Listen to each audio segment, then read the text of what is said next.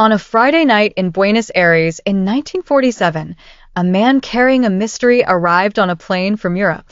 He was tall, slightly slender, with blonde hair beginning to gray, and a penetrating gaze that betrayed a steady intelligence. He headed toward a cashier with an Austrian passport bearing the name Ronald Richter.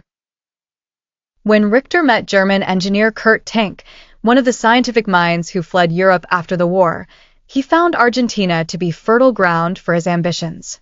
He soon gained contact with President Perón, who dreamed of making the nation a world power by developing a secret nuclear program.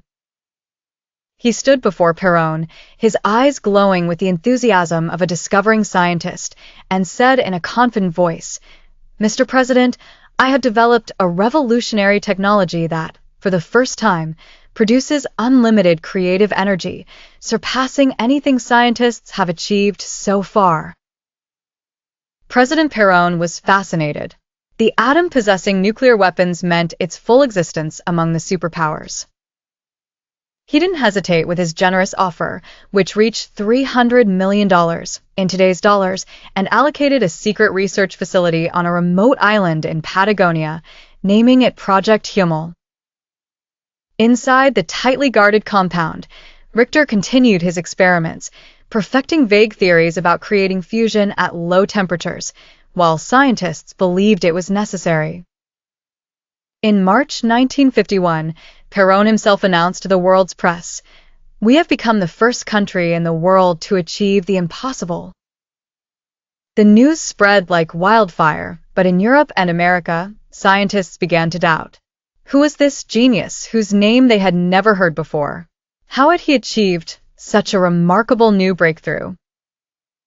The Argentine government sent scientific engineers to examine Richter's work, and soon enough, things began to emerge. There was no evidence of nuclear fusion, no real progress, just empty showbiz and failed experiments.